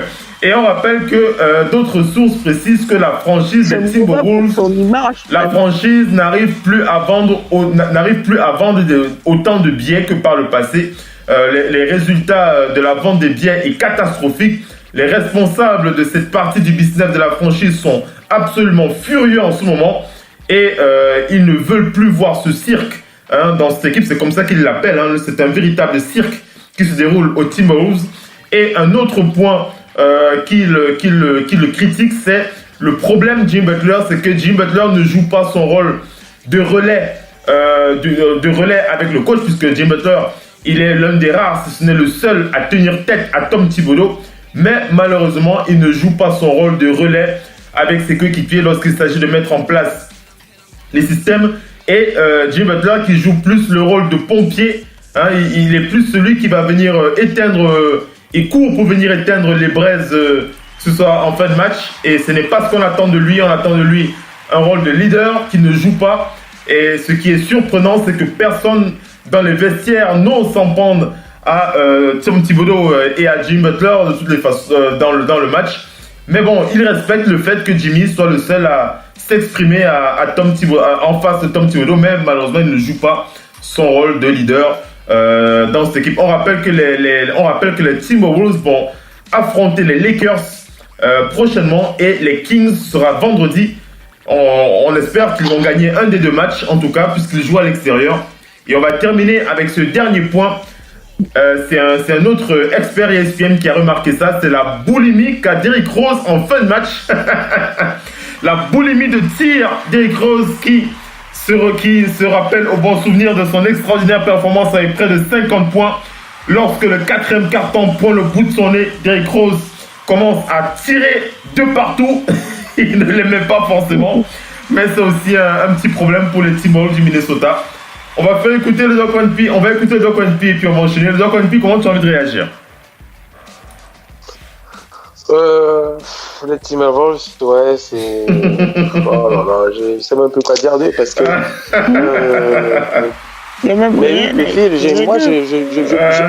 Je me répète chaque semaine. Oui, on se répète. Thibodeau n'a pas travaillé. Thibodeau n'a pas travaillé, lui. Ce qu'il devait faire, c'est travailler son équipe en pré-saison. Et lors du training camp, il a plus passé le temps à gérer des problèmes. Il y a l'effectif pour ça.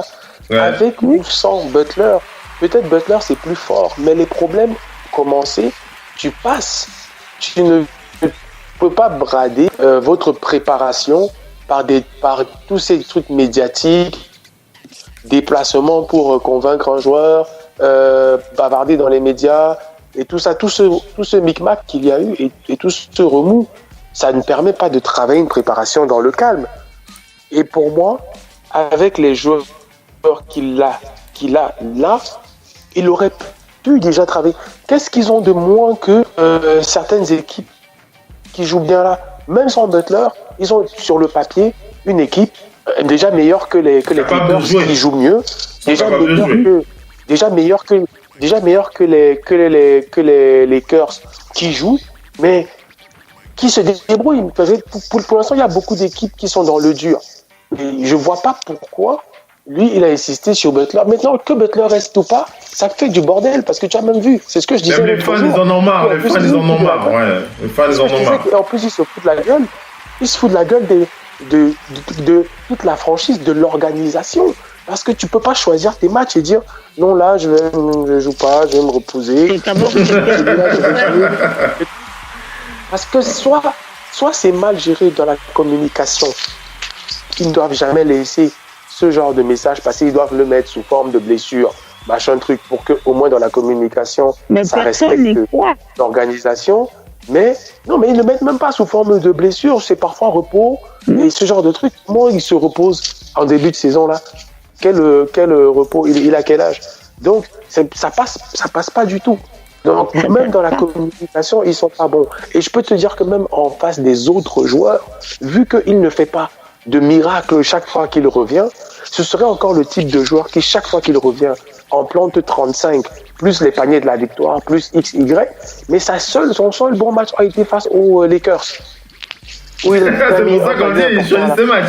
Il va rejouer contre les Lakers leur prochain match c'est contre les Lakers. Je crois que c'est ce soir d'ailleurs. Ou demain. Peut-être demain. Demain, oui. Mais le problème, c'est que les autres matchs, ça le dépasse. On va pas me dire qu'ils choisissent. Il y a des matchs où ils ont essayé ensemble là. Il va affronter les Kings vendredi. Il va affronter les Kings vendredi. On espère qu'ils vont. Mais ça, c'est aussi un manque de rythme. Quand tu choisis tes matchs, tu dis clairement, je ne serai jamais chaud. Je vais jamais me mettre dans le rythme de la saison. Parce que tu coupes, tu joues. tu coupes 2 matchs, tu reviens jouer 1, tu coupes encore, tu en joues 2, et tu coupes. Ça n'a pas de sens, non? Et ça peut jouer envers les autres joueurs.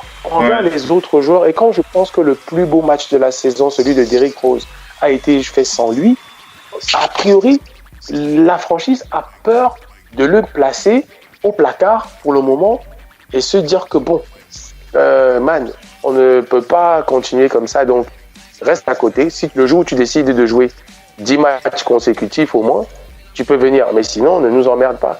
Et donc, ils ont peur de ça, et ça montre que c'est une franchise faible, c'est une organisation faible, et pourtant, je pense que Kevin Garnett doit se retourner dans son... Pas dans son canapé, mais dans son canapé. Et se dire, c'est ça quand même. C'est pas ma franchise. C'est vraiment dommage. Ouais, mais c'est dommage. Allez, on enchaîne les amis. On va aller du côté du Heat de Miami face aux Pistons des Détroit. Un bon match du Heat qui, avec un Josh Richardson à 27 points, il a été le héros du Heat de Miami face aux Pistons avec 4 lancers francs réussis dans les dernières secondes du match pour offrir la victoire aux siens et infliger une 5e défaite de 1 aux Pistons avec un Andre Drummond qui, malgré ses doubles-doubles, on rappelle que la star est un abonné de ses stats. 20 points, plus de 20 rebonds. Cette nuit, il a fait 25 points, 24 rebonds, 25 points, 24 rebonds face au Heat de Miami. Mais malgré cela, et malgré les 24 points de Blake Griffin, c'est bien le Heat de Miami qui l'emporte dans la nuit. On va aussi terminer avec les Warriors. C'était face aux Grizzlies de Memphis. 8e victoire de suite pour les Warriors qui battent les Grizzlies à l'Oracle Arena. Sur un score de 117-101, ils portent leur bilan à 10 victoires pour une défaite, je l'ai dit en début d'émission. Et bien entendu, c'est la meilleure performance de la ligue.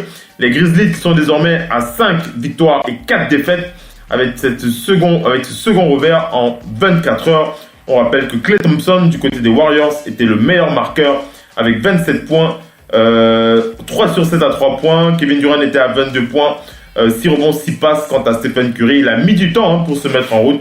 Il était à 1 sur 7 dans le premier quart-temps, mais il a terminé le match avec 19 points. Il était à 6 sur 17 tirs, 3 sur 6 à 3 points et 7 passes décisives. Donc voilà un peu pour cette équipe des Warriors qui sont toujours devant de la scène, comme l'a dit Missy tout à l'heure. On va attaquer avec les news. Restez bien connectés. À tout de suite les amis.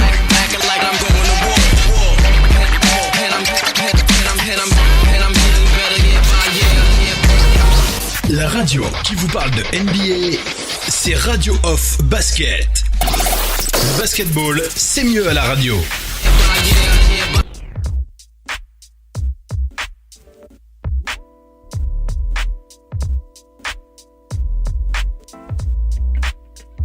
Radio Off Basket, la radio numéro 1 pour tous les fans de basket francophone à travers le monde.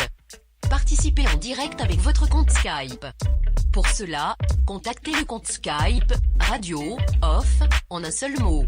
Réagissez sur Twitter avec le hashtag Radio Off Basket. Saisissez votre commentaire sur notre page Facebook. Contactez-nous par mail à l'adresse info@radiooff.net. Envoyez-nous un SMS au numéro de téléphone 0044 740 570 45 65. Une seule adresse internet www.radiooff.net. Vous êtes bien sur Radio Off Basket, la radio qui vous parle de NBA, la radio qui vous écoute. Basketball, c'est mieux à la radio. La radio qui vous parle de NBA, c'est Radio Off Basket. Le basketball, c'est mieux à la radio.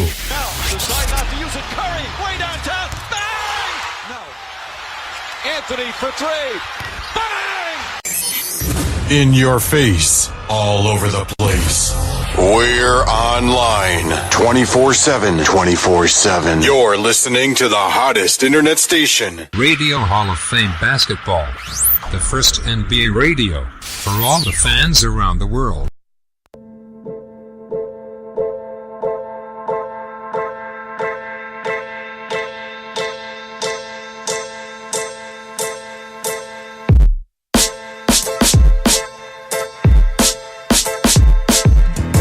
Allez les amis, on enchaîne avec la suite de ce talk show. On va rattaquer la dernière partie de cette émission avec les news. Alors Missy qui a apparemment un souci à nous entendre. Le doc, quand tu m'entends bien dans le doc?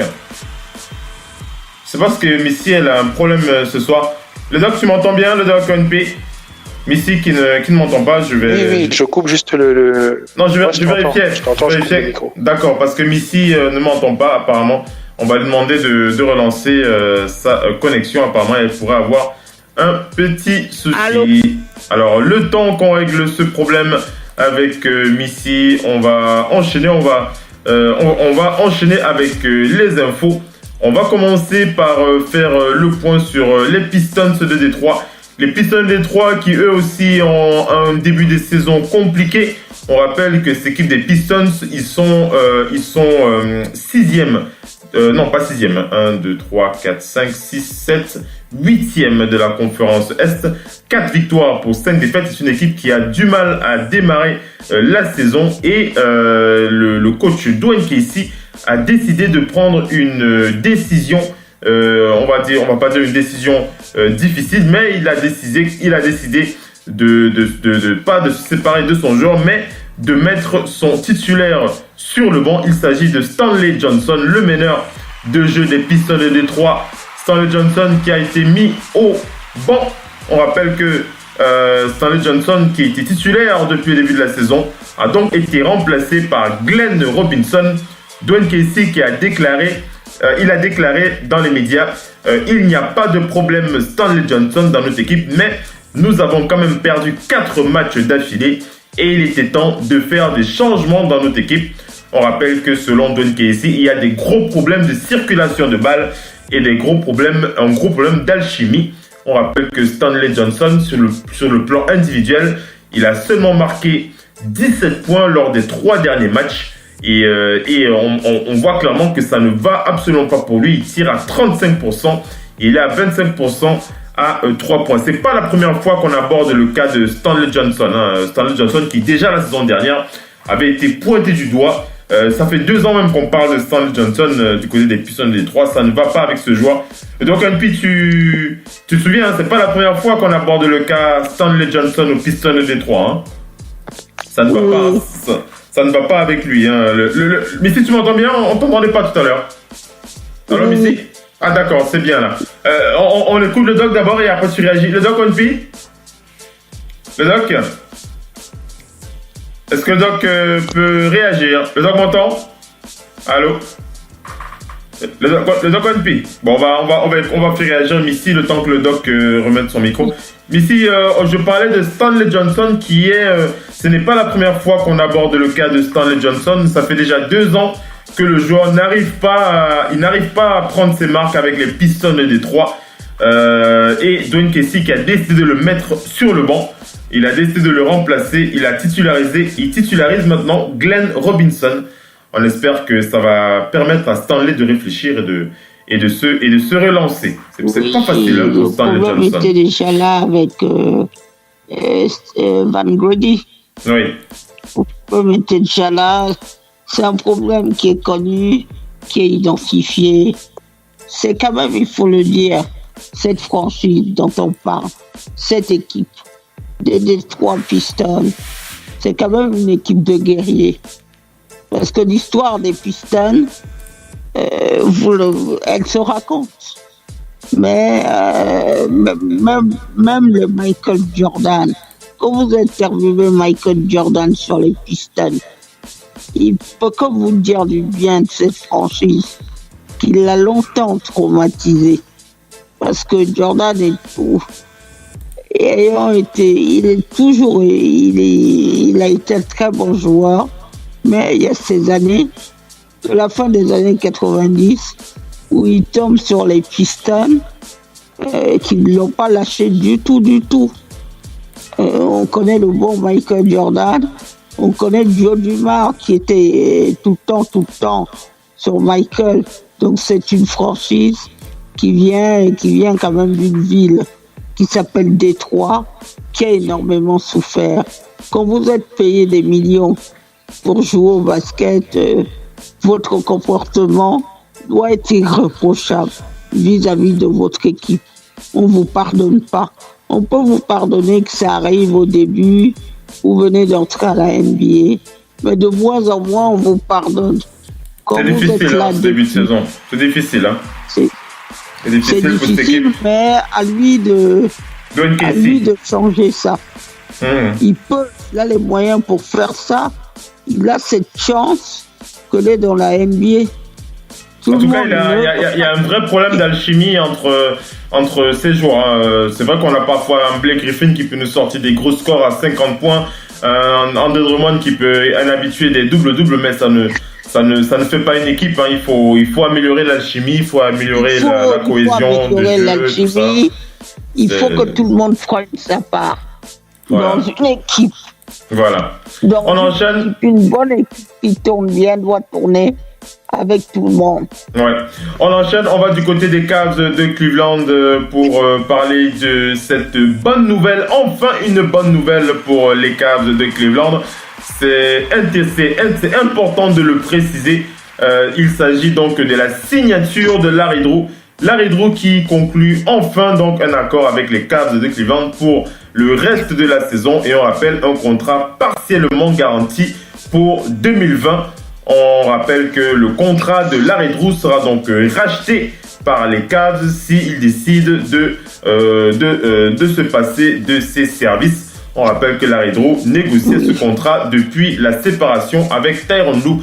Ça fait du bien, un peu de stabilité, en tout cas avec au moins du côté du head coach. On rappelle aussi qu'il y a un assistant qui a porté plainte contre les Cavs pour discrimination liée à l'âge, compte tenu de certaines affaires de témoignages concernant l'objectif du front office qui veut rajeunir le coaching staff des Cavs de Cleveland. On va enchaîner. On va parler des Rockets. On va du côté des Rockets de Houston. On va parler de Jeff Bzdelik. Jeff Bzdelik qui a accepté de rejoindre les Rockets de Houston à plein temps après Thanksgiving. On rappelle que le joueur avait quitté l'équipe au début de la saison. Pourquoi ? Parce qu'il avait des problèmes personnels. Il avait des problèmes personnels, des problèmes familiaux liés à un déménagement qu'il devait régler. On rappelle que Jeff Bzdelik, il a été crédité quand même du côté des Rockets pour avoir aidé cette équipe à s'améliorer sur le plan défensif la saison dernière.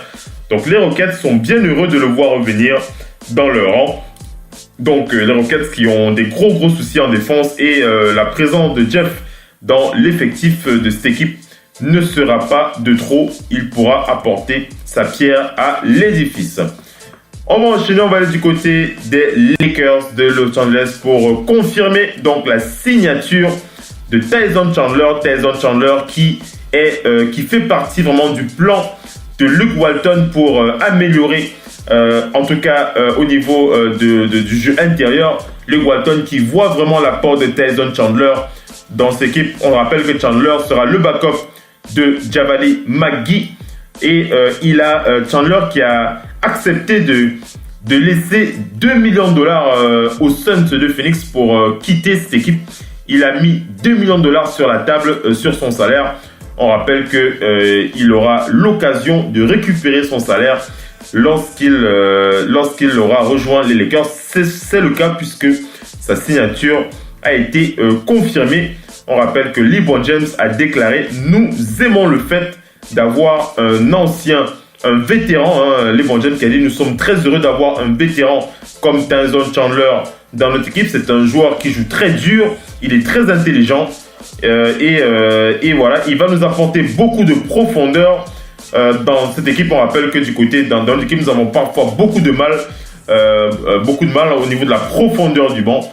LeBron James qui lorgne du côté de l'équipe remplaçante. Le Doc NP qui réagit et on écoute Missy. Le Doc NP, Tyson Chandler qui va permettre à Javale McGee de souffler un petit peu. Le Doc. J'espère pour eux parce que moi je méfie maintenant des vétérans dans les équipes qui sont en rafistolage. On a vu l'année dernière des bons vétérans à Cleveland qui dans le rafistolage à l'arrache pour colmater sans calcul. Je me méfie toujours de ça, tu vois. il est vraiment là pour une pige, hein, parce que je ne pense pas que la construction de l'équipe passe par lui. Donc, je me demande l'état d'esprit comment il sera. Déjà, il pense qu'il sera mieux qu'à Phoenix. Et aussi, quand une équipe comme Phoenix qui a un secteur intérieur avec que leur rookie, quand un vétéran part comme ça, est-ce que Phoenix même n'a pas décelé un truc que nous on ne connaît pas pour dire peut-être qu'il est vraiment fini par rapport au niveau qu'on puisse attendre de lui? Il peut servir encore, peut-être ce n'est plus ce qu'on pense. Si Phoenix n'a pas de mal à se séparer de lui, bon, après on sait que Phoenix est dans une construction par la jeunesse, mais si pour eux, ils ne pensent même pas qu'ils puissent aider cette saison-ci, c'est qu'il y a peut-être Anguille sous roche. J'attends de voir parce que le colmatage par à gauche, à droite, l'année dernière à Cleveland, ça n'a pas marché du tout. Cette année, Tyson Chandler, ça peut toujours être un plus parce qu'ils n'ont pas derrière Javali un vrai guerrier capable d'aller se battre sur des rebonds. Mais est-ce que son niveau, c'est nous juste qui pensons encore à lui, le Tyson Chandler de Jack Second, ou c'est qu'il a encore quelque chose à apporter. À voir. À voir. On reste du côté des Lakers pour rappeler le retour de Michael Beasley. Michael Beasley qui est de retour après près d'une semaine d'absence dans cette équipe des Lakers de Los Angeles. On rappelle qu'il avait eu une permission pour un problème familial à régler. C'est Dave McMahon qui donne l'info concernant Michael Beasley. Il est de retour dans l'effectif. Il s'est entraîné aujourd'hui avec ses coéquipiers. Et on vous donne les déclarations de Luke Walton qui pointe du doigt la défense. Le problème des Lakers, c'est bien entendu la défense. Il dit, si nous ne défendons pas, nous ne pouvons pas revenir dans le match. LeBron James qui a aussi constaté qu'après 10 matchs, il dit, LeBron James, dans nos victoires, nous sommes bons, mais dans nos défaites, nous sommes catastrophiques. LeBron James qui pointe du doigt aussi la défense de son équipe et il pense que, il dit, ça va prendre beaucoup plus de temps que 10 matchs pour nous améliorer. Donc voilà, LeBron James qui s'est exprimé au micro de Mike Brenahan. Mike Brenahan qui pose donc les questions à LeBron James. On va du côté des Celtics de Boston. On va parler de cette amende. Une amende qu'a donc chopé Kyrie Irving. Il a été condamné à $25 000 d'amende pour avoir jeté le ballon dans les tribunes. Kyrie Irving qui était frustré suite à cette défaite face aux Nuggets de Denver. Il avait jeté le ballon dans les tribunes et il a eu une amende de $25 000. Voilà pour le joueur. On va aller du côté, alors j'avais déjà parlé du côté d'Oklahoma City du résultat négatif de l'analyse de la cheville de Russell Westbrook qui va plutôt bien, donc c'est une bonne chose. On va aller du côté d'ESPN pour parler de cette info, pour parler de ESPN Plus qui a obtenu une extension des droits de la NBA G-League. Donc ESPN Plus va diffuser plus de 200 matchs de la NBA G-League. Donc si vous aimez bien regarder cette équipe, n'hésitez pas à vous connecter sur ESPN Plus, vous aurez beaucoup plus de matchs. C'est Sport Pro Media qui donne l'info concernant ESPN, donc voilà, et la NBA G-League. Et on va clôturer avec cette info, ça concerne la famille Lavar-Ball, la famille Ball, pardon, puisqu'il s'agit de LaMelo Ball. Vous savez, on en avait déjà parlé, LaMelo Ball qui avait été exclu de la NCAA, LaMelo Ball qui n'avait pas joué une seule minute, je pense bien, et il avait été interdit d'université de NCAA. LaMelo Ball va retourner aux États-Unis et il va jouer avec l'Institut Spire, c'est dans l'Ohio. Ça s'appelle Spire, cet institut. LaMelo Ball qui va retourner à l'école. Et pourquoi il a été éligible? Tout simplement parce que c'est une école préparatoire et il a le droit légalement de rejoindre cette école préparatoire de Spire dans l'Ohio. Il a déclaré, LaMelo Ball, je suis excité de retourner à l'école et de rejoindre ma classe sur le court pour cette dernière année. Il a dit, j'ai joué une compétition internationale en JBA était une expérience formidable. J'ai beaucoup appris, j'ai beaucoup mûri. J'ai apprécié cette expérience avec l'expérience en GBA avec mon père. On rappelle que LeVar Ball a une ligue qu'il avait mis qu'il avait mis sur pied qui s'appelle la GBA. Donc voilà, et on rappelle que ces enfants ont participé à cette ligue puisqu'ils ont joué face à des clubs internationaux ces dernières semaines. Donc voilà, LeVar Ball qui retourne sur les bancs de l'école et c'est une bonne chose. Le doc, c'est une bonne chose de retourner à l'école. LeVar Ball, la mélo. C'est cool au moins oui, c'est cool que leur père n'ait pas oublié cet aspect qu'on lui reprochait souvent les autres fois de faire switcher ses enfants de l'école. Donc c'est positif, j'ai rien d'autre à dire. Voilà. Et dernière question que je voulais te poser, Doc ONP, avant qu'on clôture l'émission de ce soir. On avait entendu cette rumeur concernant un futur limogeage de Luke Walton. On rappelle que Magic Johnson a tenu à rassurer les fans, à rassurer la planète NBA pour préciser que Luke Walton restera en place et qu'il a dit il ne partira que s'il y a quelque chose de grave. Voilà, c'est ce qu'il a dit. Le Doc ONP, quelque chose de grave. Qu'est-ce que ça peut être, le Doc? Qu'est-ce que ça peut être, quelque chose de grave? Le Doc. Pardon? J'ai pas compris. Magic Johnson qui a dit que tu peux répéter? Magic Johnson, il a dit Luke Walton, il dit le poste de Luke Walton est garanti, mais il ne quittera notre équipe que si il y a quelque chose de grave. Et je pose donc la question, d'après lui, qu'est-ce que c'est quelque chose de grave? Voilà. Qu'est-ce qui peut être suffisamment grave pour faire sauter Luke Walton? On rappelle qu'il a le soutien de Jenny Buss, Luke Walton. C'est le chouchou de la proprio. Vas-y. Walton, lui, c'est le chouchou de la proprio.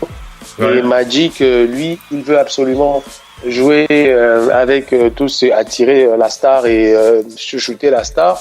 Donc, il ne faudrait pas que tout le monde se dise, il ne faudrait pas qu'il y ait cette mésentente entre la star et le coach. Sinon, ça va faire un bras de fer terrible. Donc, c'est vraiment subjectif quand il dit grave, parce que ce qui peut être grave pour quelqu'un ne l'est pas pour d'autres. Donc, il peut tout mettre dans le mot grave pour se débarrasser du coach à un moment donné selon la volonté des joueurs. Une faute lourde. Il cherche la faute lourde. La faute lourde d'un coach, c'est quoi? C'est enchaîner les défaites. Est-ce que les joueurs ne sont pas en partie responsables? C'est toujours la même discussion depuis des années. Ouais. On a eu un coach qui a fini deuxième de la NBA et premier de la conférence Est l'année dernière, qui a été meilleur coach de la saison, mais qui a été viré. Est-ce que c'était une faute grave d'avoir... Don Casey, voilà. Don Casey qui a rejoint les Pistons. Ça a été une faute grave d'avoir perdu contre LeBron James qui les battait chaque fois, ou bien et de n'avoir jamais perdu contre quelqu'un d'autre. J'en sais rien. Maintenant, Luke Walton, est-ce que de lui on attend qu'il soit 5e, 4e de la conférence et que au-delà de ça, c'est une faute grave? Parce que je peux te dire de la majeure partie, certains analystes, comme certains fans de base, parce que les Lakers, déjà 8e, 7e, voire même ne les voient pas en play-off, mais certains pensent que 8e, 7e, c'est déjà très bien par rapport à cette conférence Ouest minée. Mais peut-être que Magic, pour lui, être 9e en janvier, ce serait une faute grave. Peut-être que c'est ça la faute grave, qu'est-ce que j'en sais? Je n'en sais pas, parce que Phil, comme la fameuse stat qui est sortie, qui dit que les Lakers sont à moins 30 de plus-minus quand LeBron est sur le terrain et à plus 19 quand il est sur le banc. Est-ce que ça peut être mis sur le coach en faute grave? J'en sais rien.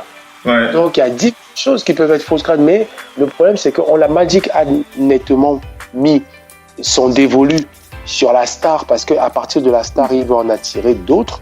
Ouais. Est-ce que le management, avec toute leur jeunesse d'avenir, parce qu'ils ont sacrifié Randle et tout pour avoir la lumière à nouveau que LeBron amène sur les Lakers, est-ce que maintenant le sacrifice de la jeunesse, parce que le management comptait sur ces drafts et ils avaient tous les éléments de ces drafts pour grandir ensemble. Est-ce que ils ont eu raison? Est-ce que Magic, lui, aura raison d'insister sur sa star pour attirer d'autres? J'espère que c'est pas ça qui va faire en sorte que Luke Walton soit mis dans le panier de grave, du mot grave. Quelle sera la faute lourde? Quelle sera la faute lourde de Luke Walton? On le verra sur la durée. Vas-y, Missy, après je vais clôturer avec une dernière info. Oui, ce qu'il y a juste à dire, c'est nous parlons depuis le début. Et nous le soulignons, et il faut le souligner. Les Lakers ont été dans ce cas. Les Celtics ont été dans ce cas. Quand vous êtes une équipe dominante, vous le demeurez pendant quelques années. C'est pas aujourd'hui. On voit mal quelles sont les équipes à même de menacer les Warriors. C'est en tout cas pas les Lakers. Voilà. Ça, on peut le savoir. Maintenant, quant à ce qui est de Magic Johnson, et Luke Walton. C'est qui Luke Walton, mais plus je viens sur Magic Johnson. Ouais. Magic Johnson veut restaurer le prestige d'une franchise dont il a été l'un des emblèmes. Il veut ramener le Showtime. Il n'hésitera pas, s'il faut, pour attirer les gens, se séparer de Luke Walton. Il n'hésitera pas à s'en séparer. Pour là, il dit, quand on regarde le Real Madrid, ils n'ont pas hésité à se séparer. On te regarde pour l'instant et puis on va voir si tu apportes des résultats. Ouais. Et ils lui ont quand même donné ces 18 millions. Ça, c'est les franchises qui ont l'argent. Allez, on enchaîne. Allez, on enchaîne. Quand il y a de la faute grave veut dire quoi? Tout peut être grave, comme tout ce que nous on juge grave. On aura l'occasion de revenir dessus. Allez, j'enchaîne, Missy, avec la suite je termine avec cette dernière info. Je parlais de la famille Ball tout à l'heure. Je parlais notamment de Lamelo Ball qui rejoint, qui va retourner à l'école, je l'ai dit tout à l'heure, avec les Spires d'Oyo, cette école préparatoire. Et j'ai l'info, voilà, concernant son frère LiAngelo Ball, qui lui a l'intention de rejoindre la NBA G-League. LiAngelo Ball veut rejoindre la NBA G-League, mesdames et messieurs. LaVar Ball qui fait tout son possible pour introduire ses enfants dans le circuit aux États-Unis pour leur permettre d'avoir une chance de rejoindre la NBA. Et voilà, LiAngelo Ball qui est aux portes de la NBA G-League. Alors, on n'a pas... C'est Shams Charania qui donne l'info. On n'a pas encore de confirmation concernant un contrat qui aurait été signé avec une équipe en NBA G-League. Donc voilà, mais voilà, le dossier est sur la table. On n'hésitera pas à vous informer lorsqu'on aura confirmation concernant LiAngelo Ball qui a l'intention de rejoindre la NBA G-League. On rappelle qu'il avait joué en Lituanie et qu'il avait accompagné son père et son frère dans la GBA League lors de ces matchs face à des équipes européennes. Voilà, il est en face de la NBA League. Donc voilà un peu pour l'émission de ce soir de Big NBA Show, à présent terminée. On va remercier les panélistes qui étaient présents ce soir. On va commencer par Missy. Missy, merci d'avoir été connecté avec nous. On va se dire à jeudi pour NBA No Limit, Missy. À jeudi. Oui, merci. Je profite une fois de plus de cette fin d'émission pour dire, pour regretter la mort de Penda Hilaire. C'était l'un des plus grands bassistes du Cameroun et aussi l'un des meilleurs bassistes au monde. La fameuse chanson de Moré Kanté, Yekeye, c'est lui qui était à l'origine de ça. Pensez pour lui ce soir. Il est décédé d'un cancer foudroyant. C'est vraiment une grande... On a une grosse pensée pour lui ce soir. On lui rend hommage. La musique camerounaise et la musique en général, voilà. Voilà, merci Missy. Merci Missy pour cette pensée. Et à jeudi pour NBA No Limit. Le Doc One P. Le Doc, merci d'avoir été connecté avec nous, le Doc NP. Merci d'avoir été connecté avec nous à jeudi pour NBA nos limites et un petit teaser pour poste pour poste. Doc, on retourne dans la conférence Ouest avec toi jeudi. Oui, on va retourner dans la conférence Ouest, donc je vais toucher... Non, je vais faire un mix parce que ça sert à rien. Un mix, d'accord. Je vais faire un mix, un mix quand même hein, de l'Ouest et de l'Est. Mais comme j'ai dit, je vais toucher aux champions en titre. Voilà. Aux champions en titre, dont les mouvements me semblent fort intéressants et judicieux. Ouais. Et dont le mouvement, on s'attendait à ce que le gros mouvement, l'annonce de Marcus Cousins soit la grosse information de ce mercato, mais ils sont assez intelligents et quand tu vois l'arrivée de certains joueurs, tu te dis c'est pas fou du tout, surtout comme moi j'ai vu Jerebko arriver, je l'ai toujours dit, et maintenant mais quand je vois McKinney et tout le reste, ce serait bien à analyser parce qu'on a vu les Warriors sacrifier, laisser partir en tout cas leur secteur intérieur des éléments importants qui font le bonheur. On l'a vu pour Javale McGee des Lakers. Donc on s'est dit que c'était des grosses pertes, mais le travail a été plutôt intéressant du côté des Warriors. Et à l'Est, comment ne pas toucher aussi à un des prétendants. Donc je parlerai des Celtics notamment. Et après on va trouver une troisième équipe selon le temps. Voilà. Merci le Doc NP d'avoir été connecté avec nous à jeudi pour NBA No Limit. Merci Missy, merci le Doc. Merci à tous les auditeurs qui étaient connectés avec nous. Passez une très bonne semaine et à jeudi pour NBA No Limit. Ciao les amis. Bye bye. Bye bye les amis. Ciao, ciao. Bye bye. Bye.